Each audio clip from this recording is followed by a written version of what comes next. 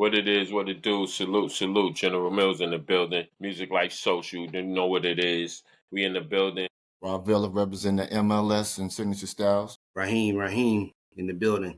This is our Welcome to Atlanta series where we highlight change makers around the city in the fields of arts, culture, music, business, and entrepreneurship. Today's guest is a DJ who has been responsible for breaking some of the latest underground artists on local radio stations such as WRFG 89.3, WREK 91.1 FM. He's an affiliate of the city's infamous DJs Cruise. He's also the host and lead DJ of the podcast, The Stew, delivering, boom bap, neo soul, underground hip hop vibes. No other than DJ Dug Boogie is in the building tonight.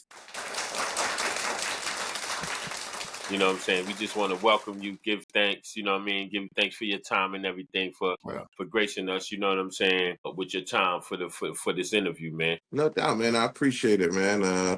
Hey, this is my actual very first interview ever. So this is pretty dope and pretty cool, man. I usually don't do stuff like this, but when my man General said, yo, I need you to do this. I need you to do this. I'm like, okay. Yeah. Go ahead and do this. Respect. That's cool, what's up. Man. That's what's up. So, you know what I'm saying? We all come from another place of, whatever, far as me and my partners, but, we definitely ATL, bound, been here for some years and been in this, running around doing some things and all that. So, we've been in the ATL streets or whatever, you know what I'm saying? But I know you've been making the mark out here, doing some things people might not really know, how many people you've been connected with on the scene. Give us a little background on DJ Dug Boogie. Well, I'm a transplant, originally born in Florida, raised in Maryland, so back and forth between those two places, and ended up here in '96. And I came here for music because at that time, Atlanta was becoming the new Mecca. This is during the Freaknik time, all of that stuff was going on.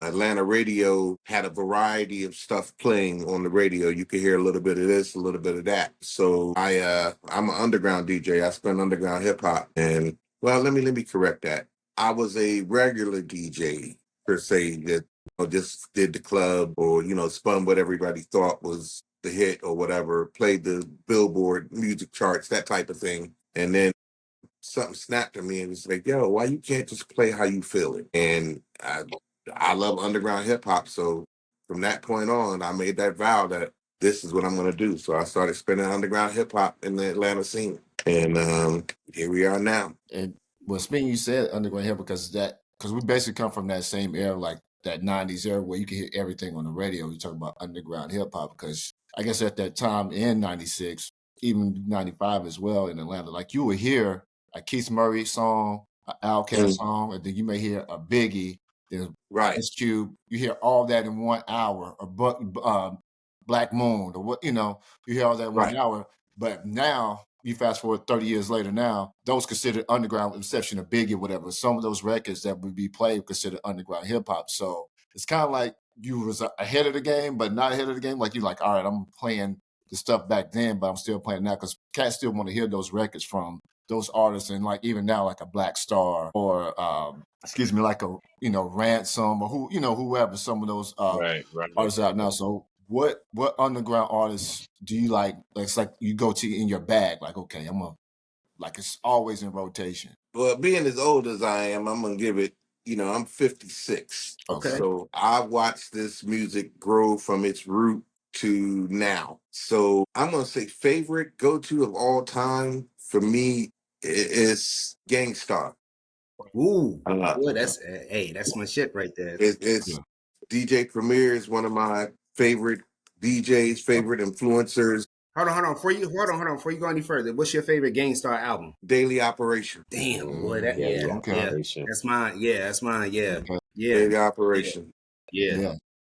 Premier. I've watched Premier from the first days of what was the first album? They had not the Dashikis, but they had the the words that I manifest, but it was really heavy on the Malcolm X. Yeah. They was really heavy on the Nation of Islam guru. What was the first? The Words That I Manifest. Words Manifest. That I Yeah. Manifest, yeah. No More Mr. Nice Guy was the album. yeah, No More Mr. Nice Guy. yeah, the first joint. Yeah, no doubt. If you listen Not to about that. that album and how Premier evolved his sound, and he started, man, at one point in the 90s, everybody wanted a Premier remix. Yeah, Like for sure. the X, my girls to the next of the X. And when I heard that, I said, "Damn!"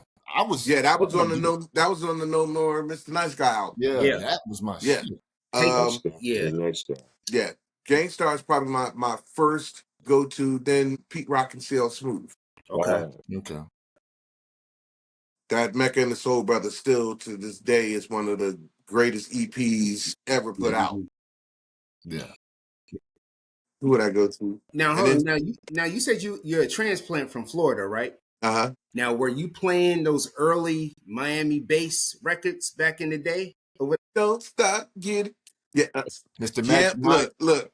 In my early days, it Mhm. was two units down in Florida that was moving things. It was a DJ named Jam Pony. You know about Jam Pony Express, the Pony Express? Yeah. I don't know. Yeah, ooh Lord, Magic Mike. Yeah, Magic Okay. Mike. Boy, look, you had to DJ have, Magic Mike. because I'm from here. I'm from that Magic. You had to have a Magic Mike tape. You didn't have no Magic Mike tape back in the like mid to late 80s. Mhm. Look, yeah. Magic Mike was nasty on them turntables. Hear me? Yeah. Nasty on them turntables. He was so nasty that I snuck out of my aunt's house. We stole her car. I was 14. We stole her car and drove from Daytona to Orlando to see Magic Mike at this club. Blew my mind. Man, And at that time, he was working 6 turntables at the same time. It was probably one of the greatest experiences I've had. One of the biggest influences that made me say, "Hey, I want to DJ." And he had the big speakers too. He had the big speakers. They was huge on each side. Yeah. So was DJ Mike your main influence to get you into DJing, or what was your main what was your influence to get into DJing in general? Well, my uncle was a DJ down in Florida. And, back in the day, we had, what was it, Super TV or whatever it was, before all this cable stuff came out and all these cable networks. Superstation or whatever. And we used to have this thing called the jukebox. And the jukebox, you basically call in, and depending on the amount of calls that came in for a particular song, they would play that song or whatever. So I heard Jazzy Jeff and the Fresh Prince, Brand New Funk, live at the Coliseum. Look, That's when they spit was bars on it. Like a lot of people Yeah. underrate. I say when I heard that, I said Will can spit. Yeah. Yeah, but see, for me, it was the DJ thing. We saw the video. I'm looking at what Jeff is doing and listening to what Jeff is doing. So that was one of my influences as well. Then my uncle had a friend that was from New York, DJ Slim. He taught me how to blend. And he played Run DMC for me. The first record he played was Hard Times. On the flip side, it was It's Like That. And then he had the other It's Like That. And I think Sucker MCs maybe had been on that as well. Jam Master Jay, huge influence. And then, of course, seeing Crush Groove and seeing that one segment with Run DMC on stage. This is my motherfucking house. Right.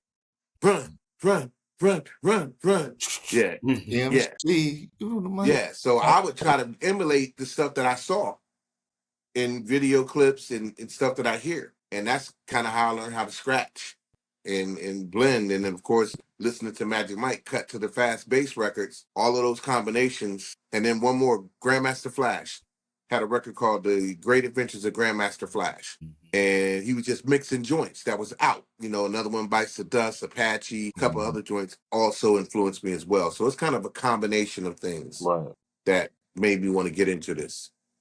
And they say too that from because like we basically from the same era, so I guess like people now watching this interview that don't know, like back in the 80s, it was the DJ. Even the first name, it was a group. The DJ name would be first, like DJ Jazz Jeff, Fresh Prince, Eric B, and Rakim, and like the DJ was the forefront. The MC was just the bonus to add the bonus to it, and I think a lot of people before we even heard about MCs, we knew about DJs. Yeah. Because it was the DJs that was putting those breaks together for the master of ceremony to get on and talk over those breaks to keep the party live. So, somewhere we lost that. And the DJ has been put in the background, way to the background, which is still terrible because if you do a party, what do you need to do your party? DJ.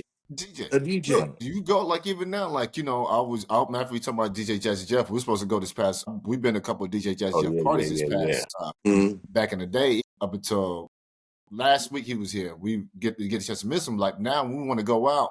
I just was like, who's spinning? I'll figure out who's spinning. Yeah, If somebody's gonna be spinning, I'm gonna go. If I don't rock with them, so I'm not going because they're gonna be doing X, Y, and Z. Yeah, And I think that's kind of getting lost, like you said, getting lost into it now. So hopefully it comes back. Yeah. So with that, what you how you feel about the evolution of the DJ and how it's become, cats used to have to, find records, pick records, have crates, DJs, turntables, and to now, the new wave and it's a few DJs. But how you feel about that? I'ma say like this. At one point, I was drinking Haterade by the gallon, and I was like, "Yo, that is not a damn turntable." I'm a 1200 Techniques turntable for life. I refuse to go into the CD thing. The CD, the new technology, it's cool, it's dope, but for me, it's something about putting that needle and putting it to the record. It's part of DJ history. It's part of me doing that. The new technology is great. It allows for, some great things that you can use. I even use Serato DJ now, but it took me a long time to accept that. I refused to use it until I saw Jazzy Jeff use it. Mm-hmm. And I was looking at what he was doing. I was like, wait a minute. He still got turntables. And the only difference is he's digital digging as opposed to crate digging. It's digital crate digging now. Now, I've accepted that too, because now at 56, I ain't got to carry all the goddamn record crates and all that shit. I refuse. We'll go help you carry them records too. Yeah. I done threw my back out many a time fucking with that record shit. So I'm like, I'm a digital crate digger now. It's like I actually sold my record collection some years back. And I want to fight the dude that I sold it to because I want my shit back.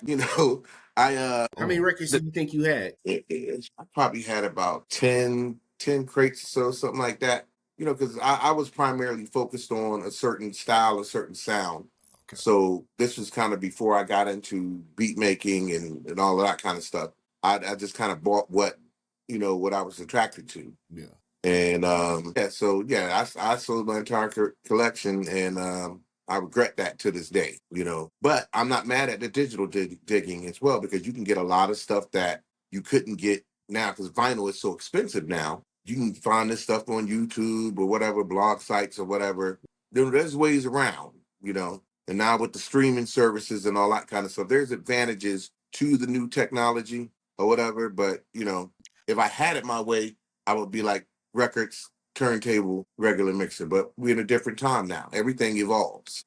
So okay. So when you're talking about your records and stuff, so like what's some of the records that you have broken personally that's one of your favorites that you like, wait till I play this and no one heard? Like what's some of your records that you've broken at a party or up on the radio or whatnot?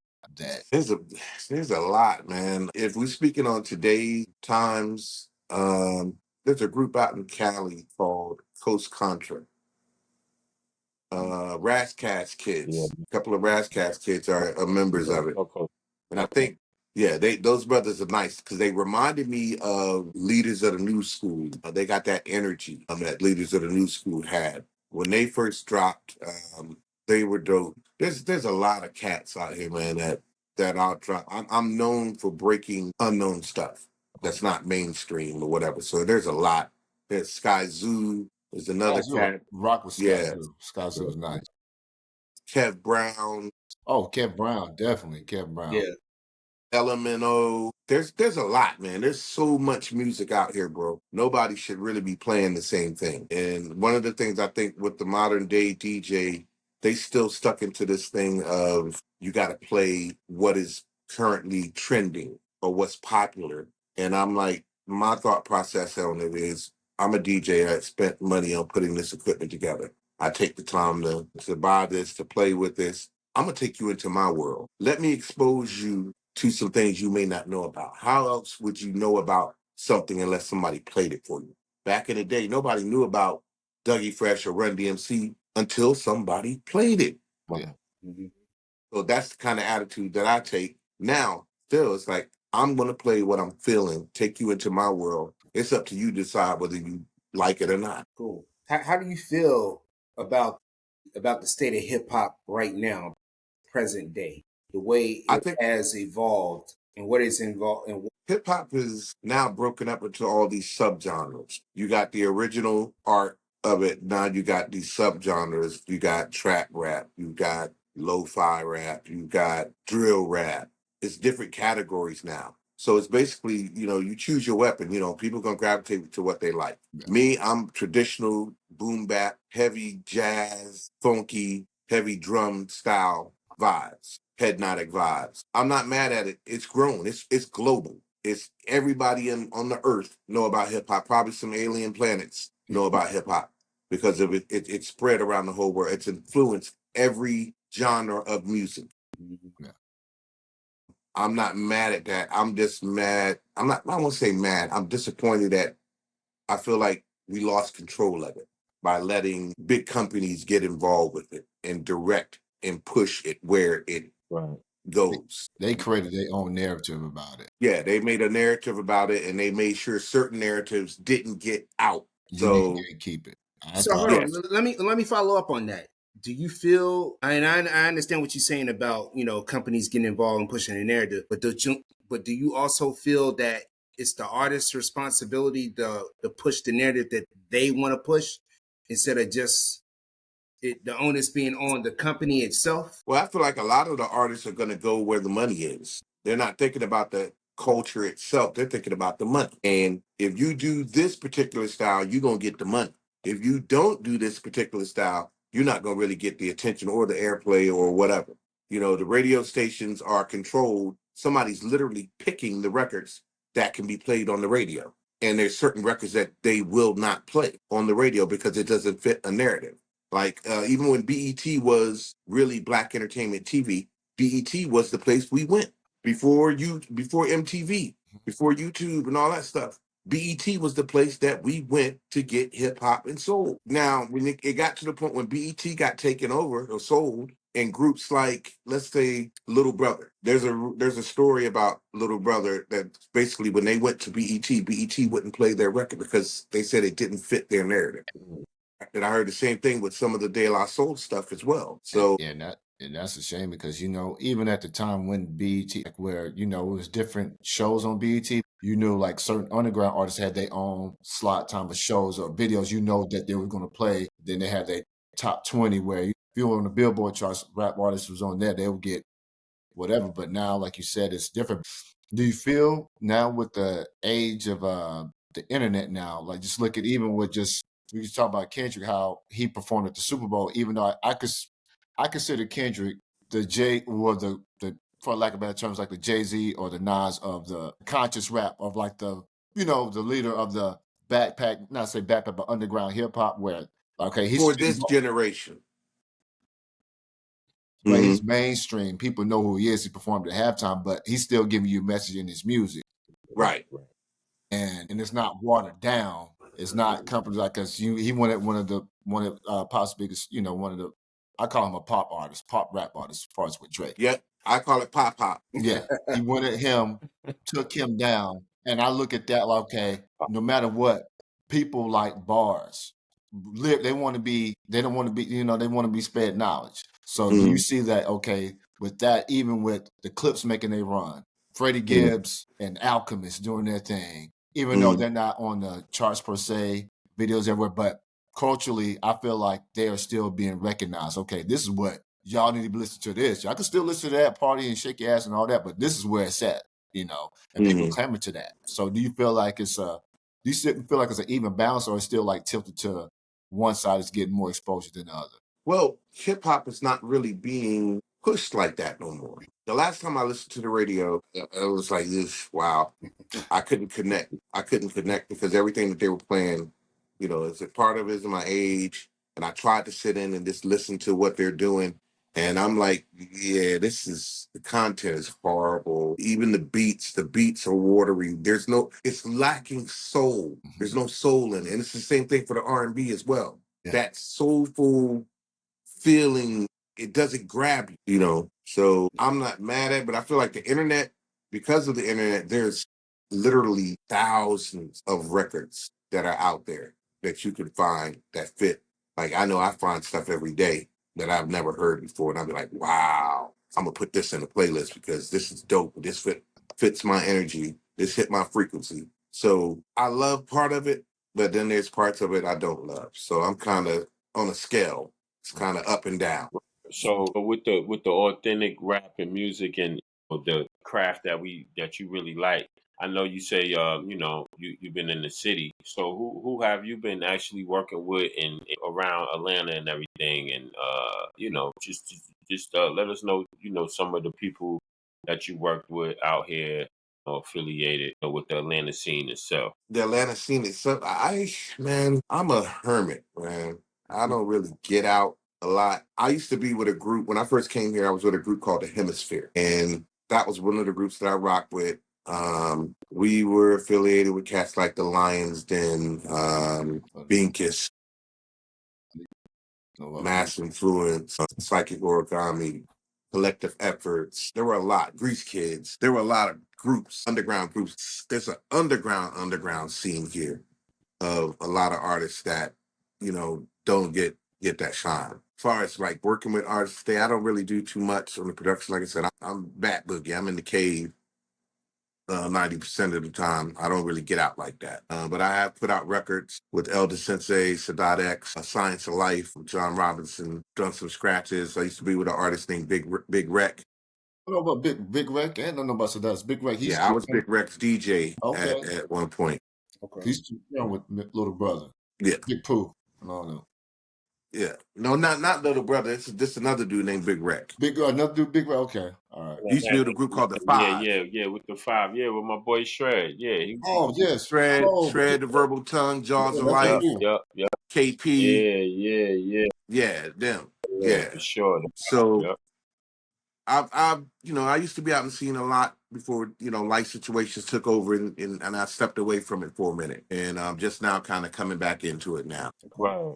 So you said life situations. What you mean? Like anything like happened to change you from just being out there like that or whatever? Well, I was always a keep to myself type of person. I DJ because it was my escape from those issues that I was dealing with coming up. When I got to the music and the turntables, that was the only thing that would block the problems that was going on. So that's how Dug Boogie became out of that. So moving on in life, things happen or whatever. I lost my wife. That was strike one. And I lost my wife and my sister-in-law back to back kind of. Wow. They passed from lupus.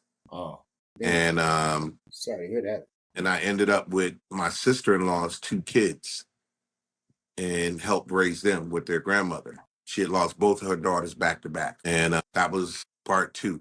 3, I got diagnosed with kidney disease. And that just did it for me. The music no longer was therapy for me. So I stepped away from it. And just recently, I've been trying to fight my way back to it, battling with the kidney disease. But I'm like, I'm still living. I can still do this. So I said, you don't have to be in the street. Now, this is where technology comes in. You can do it from home on the internet. Mm-hmm. So that's what I did. I started a Twitch stream. I got a show called The Stew, and that's what I've been doing for the last. I just brought it back about a month and a half ago. Okay, so can we give the info on the stew, like days and times? And right now, The Stew is on Thursdays at 5 p.m. Eastern time, and it's basically like a 90-minute mixtape. It's on Twitch TV /Dug DUG Boogie.com. You can find it there. And then I also post those mixes up, the live stream up on Podomatic.com for free download. And you can go there. It's at thestew.podomatic.com. And it'll take you directly to the page. Right. Let me ask you, man, what do you want people to come away with after they listen to your mixes or whatever? What do you want people to walk away with after hearing, like, damn, yo, this thing is nice? Like, you know what I'm saying? What do you want people to walk away with? I just want them to feel the vibe if they're into it. Mm-hmm. It is definitely alternative to the mainstream radio. Definitely classic sound of hip hop, mixing and blending, a little bit of scratching here and there, rubber dubbing. But the whole thing is about just feeling the vibe and just just be willing to open yourself to hearing something different than what the norm is. To think outside the box. Be like, most of the time when people hear me mix, they be like, damn, I ain't heard a DJ mix like how you mix. So and that's, I'm like, that's it. If I can get them to be like, oh, okay, there's another side to this that we don't know about. This vibe is chill too. This vibe is dope too. Yeah, that's what's up. So I caught some of your show today earlier too. I got on when you was playing that Sean Price. You was playing some Sean Price, and you was rocking out. Word up. You did play some Gangstar for sure. I did hear Gangstar rock out. You was doing your thing. But if you notice, it's a groove, it's a vibe all the way through. Say, if I can get that head doing this, I got you. You know what I'm saying? That's the whole thing about the stew. It's a vibe. I pick whatever ingredients from the catalog of hip hop that I like and put it in the pot and stir it up. Yep. So let me ask you a question. Since you're a DJ, who are your top 5 DJs? When we talk about MCs all the time, who are your top 5 DJs? Based on what? Party rocking Anything. Or just in general? In general.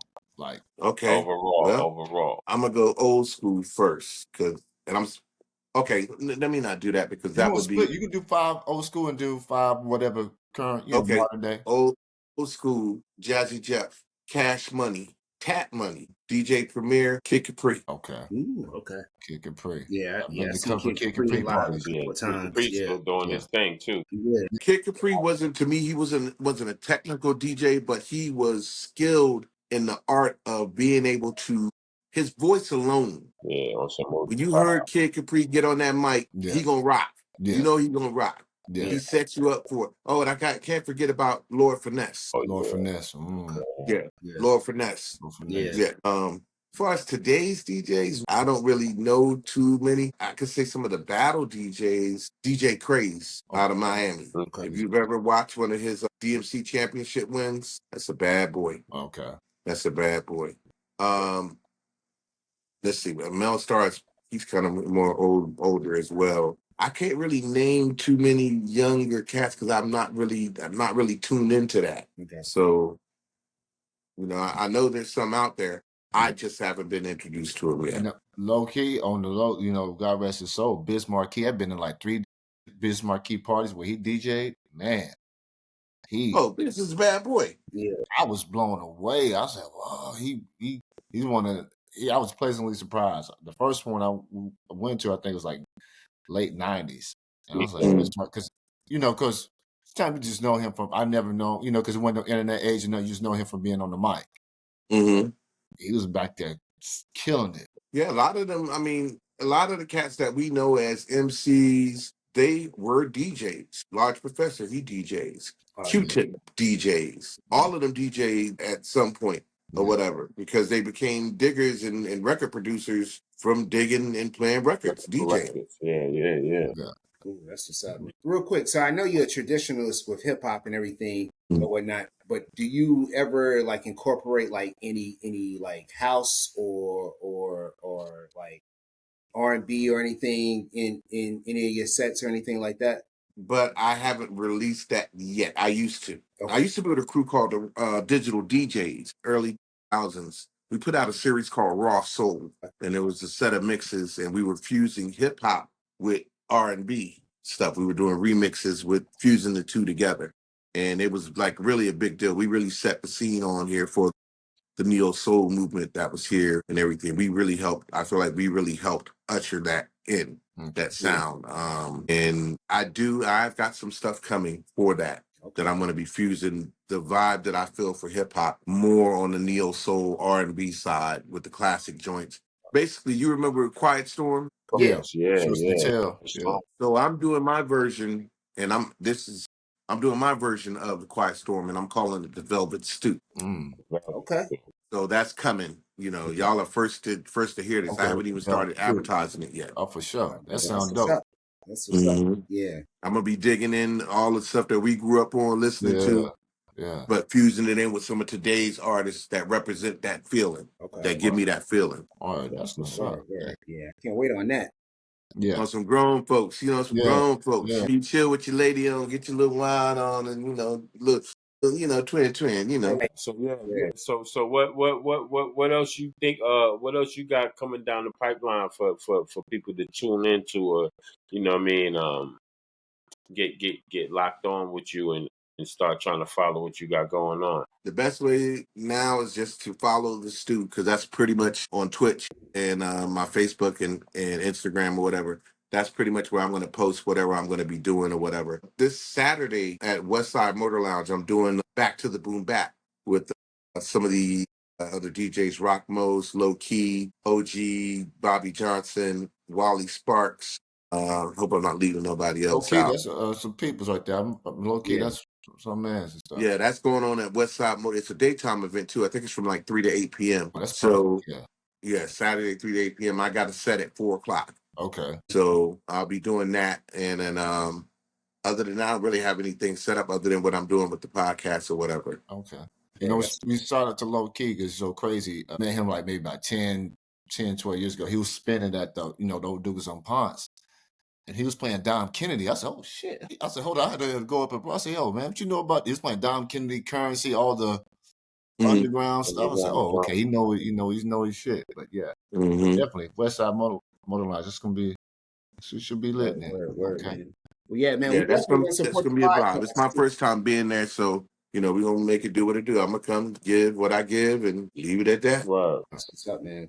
Yeah, so we definitely gonna support the podcast, man, and you know what I'm saying, listen in and tell us, check you out. Yeah, what's that link again to the Twitch or whatever? It's twitch.tv/DUG Boogie. The podcast is thestew.podomatic.com. The following on the Instagram is @_Dug Boogie, DUG_Boogie. And Twitch, you can find me under Douglas Wilder, which is my government, or you can find Dug Boogie as well on Facebook. Right. That's what's up, man. That's what's up. We should say appreciate you, brother. Yeah, man. We definitely Hey, no appreciate doubt, man. I appreciate y'all. Yeah, man. Yeah, man. So, we're going to be supporting the Stew. Like I said, I was listening to the show a little bit earlier. You know what I mean? Salute. Make sure everybody follow. You know what I mean? Make sure y'all tap into Music Life Social. We're going to keep hitting y'all, bringing some new content, exposure for our peoples and keep doing what we do for the city. You know what I'm saying? Right. So, you know what it is, General Mills. Yeah. Music Life Social. Go ahead.